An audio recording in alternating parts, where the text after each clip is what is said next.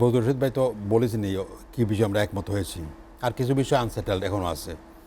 আর না, আমি আর একটা ছোট্ট করে জানতে চাই, যেটি যে মূল নীতির কথা বলা হচ্ছে সংবিধানের, বলা হচ্ছে যে ডান এবং বাম আলাদা হয়ে গিয়েছে ঐক্যমত্য কমিশনে, যার যার মতাদর্শ তার তার দিকেই তারা সংবিধানে অন্তর্ভুক্ত করতে চায়। এখানে সমাধান কি? সেটার সমাধান তো এই মুহূর্তে নাই, যেহেতু বাম ডান যদি বলেন, বাম ডান বলা এটা একটু মিসনোমার আছে। যাই হোক, তো বাম ব্যাপারটা স্পষ্টতা আছে। যারা মার্ক্সবাদী লেনিনবাদী এরাই তো বাম বলে পরিচিত আমাদের দেশে। এরার একটা কমন স্ট্যান্ড আছে। এরা সেকুলারিজম চায়, রাষ্ট্রের সাইড মূলনীতি আগে যেটা ছিল এটা তারা চাচ্ছে, এবং বাদ বাকি যারা আছে কেউ এটা চাচ্ছে না। স্পেশালি সেকুলারিজম কেউ চাচ্ছে না। তারা চাচ্ছে আল্লাহর প্রতি অবিচল আস্থা বিশ্বাস এটা রাখতে হবে, এটা জাতির আকাঙ্ক্ষা। এবং যখন শেখ মুজিবুর রহমান যখন ছিল তখনও কিন্তু আমরা ছাত্র জগতে আমরা ছিলাম, তো আমরা দেখেছি জাতির মধ্যে এটা খুব দারুণভাবে খুব ছিল। তো শেখ মুজিবুর রহমান সাহেবকে মন্ত্রীদেরকে বলতে হয়েছে যে সেকুলারিজম মানে কিন্তু ধর্ম বিদ্বেষ না, ধর্ম পরিহার করা না, এটা সবার সমন্বয়, সব ধর্মকে স্বীকৃতি প্রদান করা।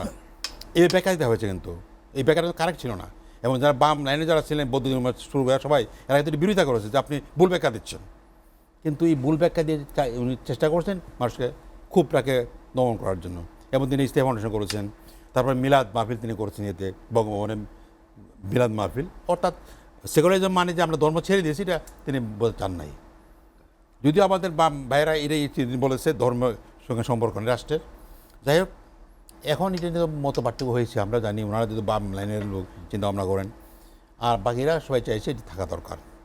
তো আমরা তো একটু পড়েছি, সে বলেছি যে ঠিক আছে বামরা যা চায় তাও থাকছে না, আর আমরা যা চাই তাও থাকছে না আপাতত। এটা সামনে নির্বাচন হলে পরে যারা ক্ষমতা আসবেন তারা এটা ফয়সালা করবেন। কেমন ধরে নেওয়া হচ্ছে, কথা বলি, এবং আমরা স্পষ্ট বুঝি বিএনপি জামাত ইসলামী আন্দোলন আমরা সহ যারা আছি তারা সবাই চাচ্ছি এই কাজটা হওয়া দরকার। মানে বামরা যা চায় তা কেউ চাচ্ছি না আমরা। এবং নির্বাচনে আমরা আশা করছি যে এই কয়টি দলে বেশি আসন পাওয়ার কথা। এমন এই জন্য আমরা এটা অত ওরিড না। আমরা কাজে চাচ্ছি, এবং ঐক্যমত্য কমিশন প্রস্তাব দিয়েছে যে আপনারা কয়েকটা পয়েন্ট আমরা একমত হওয়া দরকার। এখন যে নির্বাচনকালীন হওয়ার পরে সরকার এটাকে পরিবর্তন করুক আর না করুক, পরিবর্তন করলে এবং না করলে ও অবস্থাতেই কয়েকটা পয়েন্ট রাখতে হবে। এটা হচ্ছে সামাজিক সুবিচার, মানবিক মর্যাদা, এই যে বিষয়গুলো এগুলো থাকতে হবে, এবং গণতন্ত্র এবং ধর্মীয় স্বাধীনতা, ধার্মিক স্বাধীনতা, সম্প্রীতি, এগুলো থাকতে হবে। কিন্তু আনফর্চুনেটলি আমাদের কাছে ক্লিয়ার না যে কোনো বাম, বিশেষ কমিউনিস্ট পার্টি খুব সিরিয়াসলি বিরোধিতা করেছে। মানে বাপরা এমন দাঁড়াচ্ছে যে এইটার ওনাদের দাবি না মানলে পরে এটাই ওনার মাত্রা রাজি না। অথচ ওনারা বলেন যে আলোচনা আমরা আজকে আলাপ করেছি, আমাদের ফ্রিজ ভাইয়ের সাথে কথা বলেছি, ওনার মধ্যে আমরা চাই তো এটা, তো চা নিয়ে মানেন না কেন আপনারা? আপনাদের দাবি তো আমরা মানি না, আর আপনার দাবি আমার তো আপনারা মানেন না, তো যেটা আপনিও মানেন আমিও মানি, এটা অসুবিধা কোথায়? এই জন্য এইগুলো কিছু প্রবলেম হয়েছে। আশা করি আগামী দিন বা 2 দিনের মধ্যে সমাধান হবে আর কি আশা করছি। কারণ আমরা তো এগ্রিড পয়েন্ট পেয়েছি, আমরা আমাদের পয়েন্টে ওনারা এগ্রিড না, আমরা ওনাদের পয়েন্টে এগ্রিড না, কিন্তু কমন কিছু পয়েন্ট আমরা আমাদের হাতে আছে। এই পয়েন্টে ওনারা এগ্রি করে, আমরা এগ্রি করি। কাজে আমরা মনে করি যে ওনারা কেন যেটা মানতে চাচ্ছে না এখনও ক্লিয়ার না আমার কাছে। তো আমার মনে হচ্ছে আগামীতে মিটিংয়ে হয়তো ওনারা একটু ছাড় দেবে না মনে হচ্ছে আর কি। এবং এই ছাড় দেওয়া উচিত, তখন যুক্তিকতা যেত যে আপনার দাবি আমরা মানতে পারছি না, আমারটা আপনারা মানতে পারছেন না, তাহলে যেটা আমিও মানি আপনিও মানেন, এটা তো কমে থাকা উচিত। এবারে বিরোধিতা করা আমি মনে করি যৌক্তিক না। এই বিরোধিতা ওনারা করছেন বিরোধিতা, কিন্তু যৌক্তিক আমি মনে করি না। এই হলো এই ব্যাপারে। আর অগ্রগতি আমার মনে হচ্ছে আগামী 2-3 দিনের 31 জুলাই সম্ভব কিনা আলোচনা শেষ? 2-3 দিনের মধ্যে আলোচনা শেষ করার কথা বলছেন। কথা ছিল 31 জুলাইয়ের মধ্যে পুরো আলোচনা শেষ করা হবে। তো ওনারা আজকে বলেছেন যে আগামী 2 দিনের মধ্যে আমরা শেষ করে দেব। অর্থাৎ যেভাবে এগ্রিমেন্ট আমরা হচ্ছে এটা হয়ে যাবে। আর কিছু কিছু এগ্রিমেন্ট হয়েছে উইথ ডিসেন্ট, 2-1টা পয়েন্ট আছে ডিসেন্ট এগ্রিমেন্ট হয়েছে, এবং ওনারা চাচ্ছেন যে আগামীতে ডিসেন্ট সহকারে কিছু কিছু এগ্রিমেন্ট হয়ে যাবে। অর্থাৎ আমার ধারণা হচ্ছে যে এর মধ্যে ওনারা বলেছেন যে আগামী 2 দিনের মধ্যে ওনারা আমাদের জানাবেন যে ডিক্লারেশনটা, প্রোক্লামেশনটা কী হবে, এটা একটা ড্রাফট আমাদের কাছে পাঠাবে, এবং আমাদের মতামত তারা চাইবেন, এবং এটা এবং আমাদের ঐক্যমত যেগুলো হয়েছে সেগুলো কেন্দ্র করে ওনারা ঘোষণাটা প্রকাশ করবেন। আমি মনে করি এটা নিয়ে আর ওরি হওয়ার দরকার নাই। মানে মৌলিক ব্যাপারে আমরা একমত হয়েছি, যদিও সব ব্যাপারে একমত হতে পারি নাই, কিন্তু মৌলিক প্রশ্নে প্রায় অধিকাংশ প্রশ্নে আমরা একমত হয়ে গেছি। আর কিছু বিষয় আছে হয়তো বেঁধে আছে, আশা করি যে হয়ে নির্বাচন যেতে পারে। কেন্দ্রিক কিছু বিষয় আছে যেগুলোতে রাজনৈতিক দলে এখনো ঐক্য হতে পারেনি, সেরকম বিষয় কি? নির্বাচন কেন্দ্রে কোনো তেমন মেজর বিষয় নাই। একটা হচ্ছে তো নারী আসনের কথা তো উনি নারী আসন, উচ্চকক্ষ, রাষ্ট্রপতি নির্বাচন, এগুলো কিছু বিষয় আছে, কিন্তু সেটা মনে হয় রাষ্ট্রপতি নির্বাচন আলোচনা প্রথমে হয়েছিল, কিন্তু এখন তো আপাতত আশা করি আগামী বা পরশুদিন হয়তো আলোচনাটা হবে আর কি।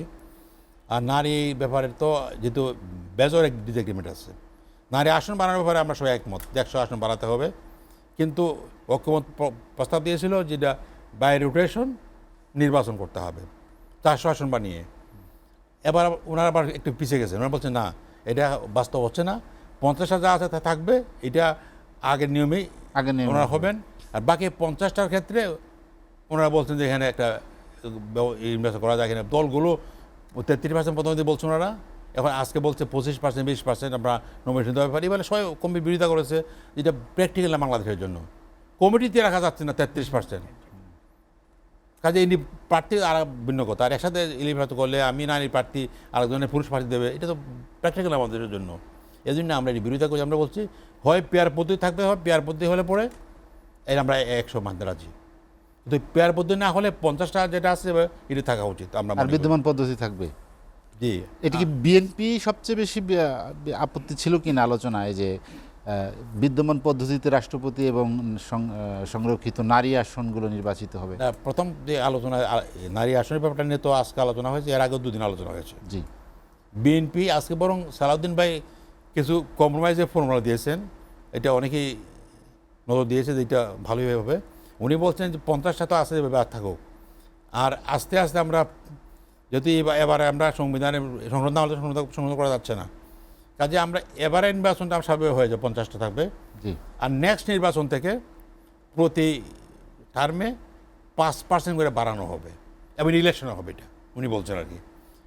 কেমন এইটা আলোচনা শেষ হয় নাই, এইটা সবাই বলছে আর কি। দ্রুত নির্বাচন একটা সমাধান, একমাত্র সমাধান না মনে করি সমাধান, কারণ যেহেতু এই গভর্নমেন্টের ডেফিনেশনই তো হচ্ছে অন্তর্বর্তীকালীন সরকার, তার মানে হচ্ছে এটা অন্তর্বর্তীকালীন কাজ করবে, এবং রেগুলার গভর্নমেন্ট আসা পর্যন্ত অনেক বিষয় সিদ্ধান্ত আমাদের সম্ভব হচ্ছে না।